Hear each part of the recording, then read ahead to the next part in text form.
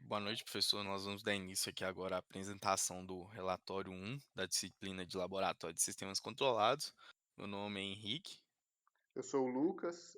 Eu tô sem webcam, por isso que eu não tô aparecendo aqui no vídeo, que eu troquei de computador e como meu computador é desktop, ele não vem com webcam.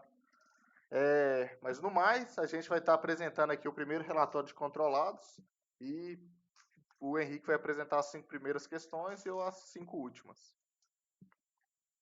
O objetivo principal desse nosso relatório aqui, desse primeiro relatório, é expor os sistemas aí, o sistema que a gente vai utilizar nessas primeiras aulas aí para abordar os conceitos da teoria de sistemas controlados, né? E o sistema é que a gente utilizou durante a disciplina de controle, né? Composto por uma fonte, dois capacitores, conforme mostra a figura aí. Inicialmente a gente vai fazer aí uma abordagem matemática desse sistema, então, aplicando aí lei de Kirchhoff das tensões, né, a LKT, a gente consegue obter essa equação 1 para o sistema em questão, e aí passando para o domínio de Laplace, a gente chega até essa equação 1.a. A gente sabe também que a gente pode definir a corrente que circula pelo capacitor C2 a partir dessa expressão matemática aí que vem da derivada da tensão no tempo, né? Para a tensão em cima do capacitor 2. Então, passando também essa equação para o domínio de Laplace, a gente chega a ter essa expressão que a gente tem aqui na equação 2.a. A partir dessas duas equações, então, a gente monta um sistema, né? Então, levando a equação 2.a na equação 1.a, a gente consegue isolar aí V2 em função de V. A gente chega a ter essa expressão aqui. E aí também, como nessa equação aqui a gente consegue isolar o V2 também, né? O V2, o V1, desculpa, consegue então chegar até essa outra expressão aqui, número 4 aqui. Então, dessa forma aqui, a gente consegue definir aí um modelo matemático do sistema que a gente está estudando. Então, a partir dessas equações obtidas aí, a gente consegue chegar à função transferências aí para expressar aí as tensões em cada um dos capacitores aí em relação à tensão da fonte. Então, o nosso T1 vai ser V1 em relação à tensão da fonte, V2 em relação à tensão da fonte. São as duas funções transferências que descrevem o circuito que a gente está estudando aí.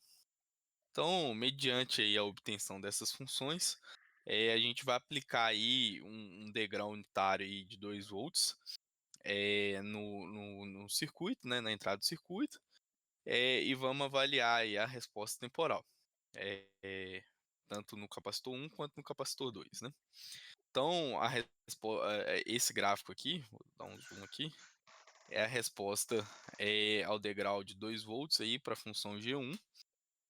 E a gente vê aí que o tempo de acomodação, né, para chegar nos 98% ali, é de aproximadamente 4,28 segundos.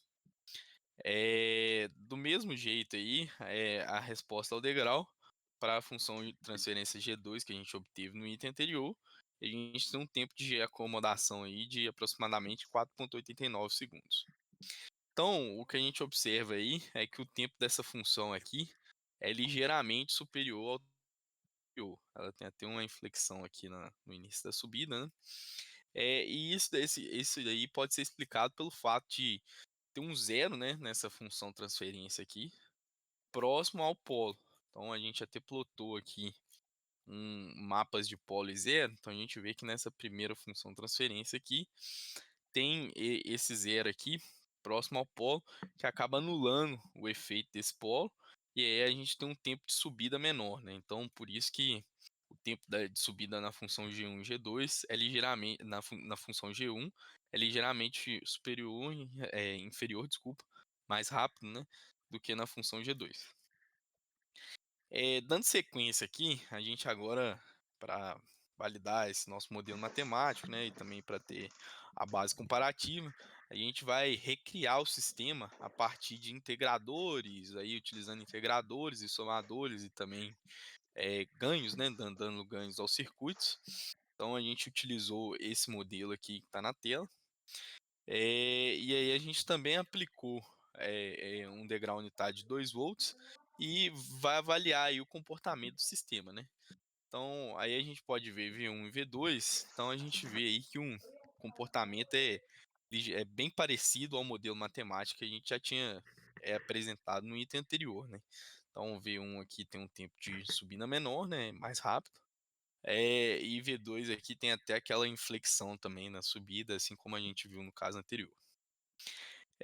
Mediante aí as equações obtidas no item 1 aí, a gente pode criar um modelo em espaço de estados, para as tensões V1 e V2, né. Então V1 e V2 elas vão ser as variáveis de estados e as saídas do nosso modelo, né.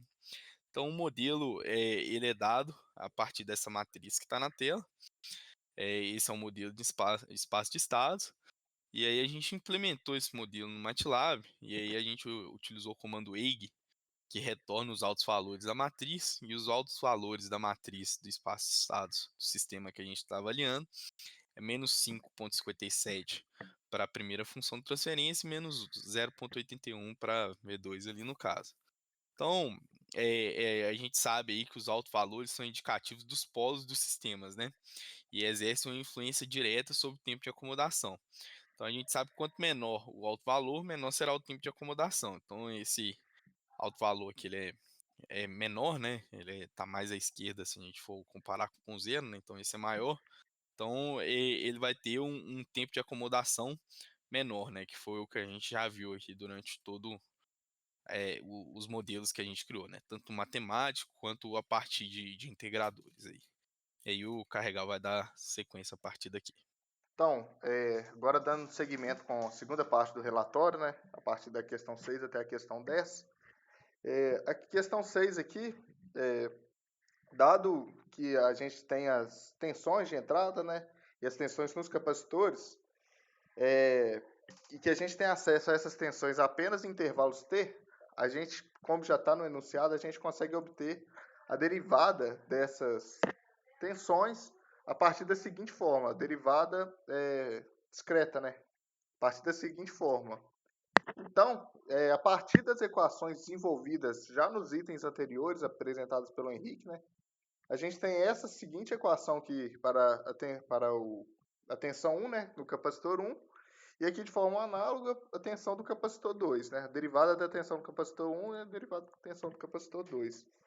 Então, aqui, fazendo um desenvolvimento matemático, né, para obter essa aproximação em tempo discreto, a gente obtém os seguintes valores, né, sendo essa equação aqui descrevendo a derivada do V1, ou seja, do capacitor 1, da tensão do capacitor 1, no tempo discreto, e aqui de forma análoga para o capacitor 2, a gente tem a tensão a derivada da tensão do capacitor 2 em tempo discreto. Com isso, a partir dessas duas expressões, a gente obtém um modelo de espaço de estados, né, discreto, do nosso sistema. Ou seja, a gente obtém uma aproximação. E aqui, já comparando com o item 4, se eu não me engano, onde o Henrique obtém essa mesma expressão, a gente pode notar diversas semelhanças aqui, apenas não, algumas semelhanças, mas as diferenças aqui que agora a gente tem esse termo T, né, que seria o nosso período de amostragem, e o K, que seria qual período de amostragem está localizado. Então, a partir do nosso sistema no espaço de estados aqui, né, sistema discreto no espaço de estados, a gente, atendendo a questão 6 aqui, para se obter 10 amostras do sinal, né, por constante de tempo, a gente usou um tempo de amostragem de 0,1 segundos e obteve os seguintes gráficos aqui no MATLAB. Esse aqui para o capacitor 1 e esse gráfico aqui para o capacitor 2. Então aqui, já comparando com as respostas anteriores, né, com os gráficos que a gente obteve em sala e que o Henrique mesmo obteve nos itens anteriores, a gente vê que essa aproximação aqui é muito próxima. Mesmo tendo um período de amostragem não tão pequeno, né, que seria de 0,1 segundos, a gente tem uma aproximação bastante satisfatória.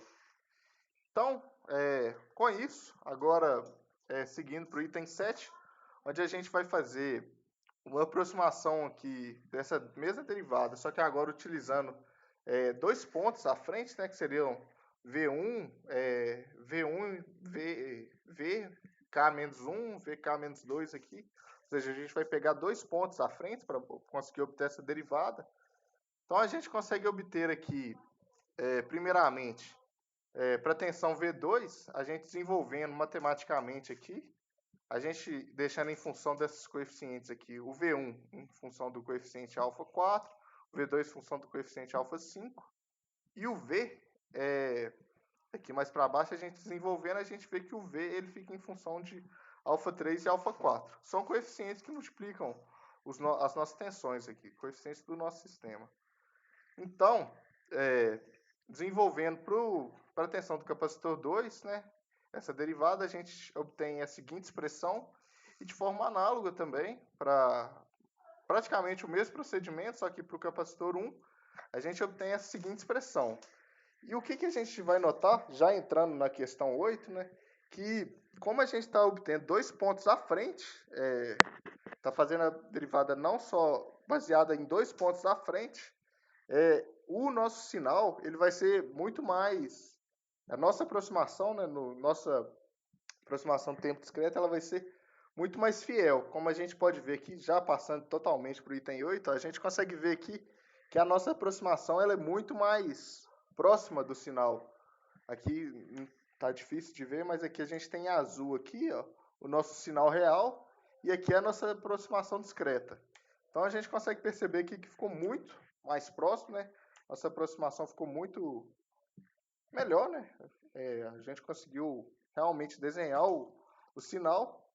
E agora, então, passando para o item 9, né, que seria avaliar seria uma conclusão para avaliar aqui as pequenas variações no período de amostragem, como que isso influencia na resposta ao degrau, nesse modelo discreto.